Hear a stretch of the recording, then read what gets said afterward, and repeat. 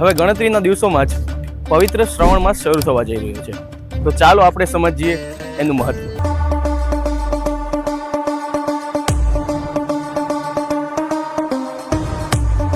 નમસ્તે જુનાગઢ, કેમ છો?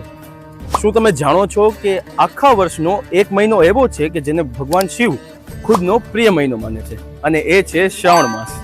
સમુદ્ર મંથન વખતે જ્યારે હળાહળ વિષ બહાર આવ્યું ત્યારે આખી સૃષ્ટિ વિનાશના આરે આવી ગઈ હતી, અને એ જ સમયે ભગવાન ભોળાનાથે આખી સૃષ્ટિને બચાવવા માટે પોતાના કંઠમાં વિષ સમાવી લીધું હતું, અને ત્યારથી જ તેઓને નીલકંઠ કહેવામાં આવે છે.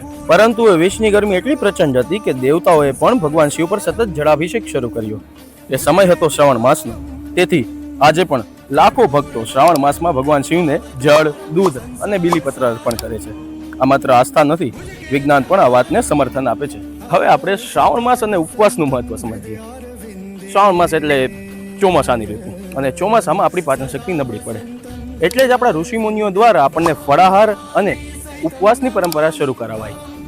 એટલે ઉપવાસ કરીને આપણું મન પણ તંદુરસ્ત અને શરીર પણ તંદુરસ્ત. અને એક વાત બહુ ઓછા લોકો જાણે છે, બીલીપત્રની 3 પાંખો માત્ર કોઈ પાન નથી, તે ભગવાન શિવના ત્રિનેત્ર ત્રિશુલ એટલે સત્વ, રજસ અને તમસનું પ્રતીક માનવામાં આવે છે. કારણ કે શ્રાવણ માસ આપણને માત્ર મંદિર જવાનું નથી શીખવતો, એ શીખવે છે અહંકાર છોડતા, આપણો ગુસ્સો છોડતા અને મન પર વિજય મેળવતા. કારણ કે જે વ્યક્તિ પોતાના મન પર વિજય મેળવી શકે તે જીવનનું કોઈ પણ યુદ્ધ જીતી શકે છે. તો આ શ્રાવણ માસ માત્ર જળાભિષેક નહીં, પરંતુ તમારા મનને પણ પવિત્ર બનાવો. હર હર મહાદેવ.